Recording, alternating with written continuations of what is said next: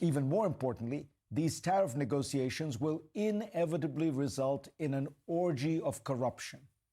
The American economy is being transformed from the leading free market in the world to the leading example of crony capitalism. A market economy functions best when there are limited constraints placed on it, but especially when these constraints are clear, fair, and applicable to all. The more complicated the taxes, rules, and regulations, the greater the inefficiency in country after country, from India to Nigeria to Morocco. But more significant, the greater the complexity, the greater the corruption.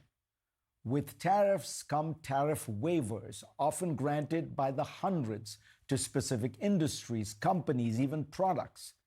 In 2018 and 19, the Trump administration announced an assortment of tariffs, including 25% on steel, and also a program of waivers. They got around 500,000 applications. This week, when asked how he would determine these exemptions, Trump replied, "Instinctively." Studies show that politicians' instincts usually favor their contributors, which then encourages pervasive corruption.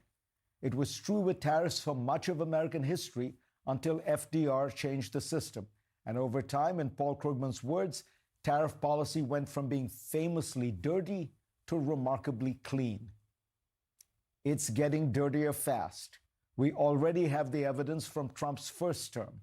A detailed academic study of the tariffs in Trump's first term found that companies that made substantial investments in political connections to Republicans prior to and during the beginning of the Trump administration were more likely to secure exemptions for products otherwise subject to tariffs. Conversely, companies that made contributions to Democratic politicians had decreased odds of tariff exemption approval.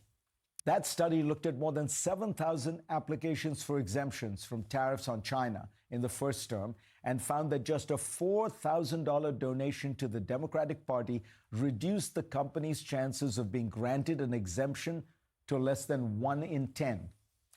As Timothy Carney from the conservative think tank AEI notes, Trump's first election created a trade lobbying boom from 921 entities who hired lobbyists to work on trade to a peak of 1,419 by 2019.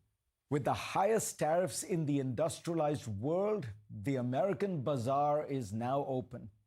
Countries and companies will descend on Washington to cut deals and gain carve-outs, exemptions, and special terms. In the last 4 weeks, Vietnam has announced a flurry of measures designed to mollify the Trump administration and get a good trade deal.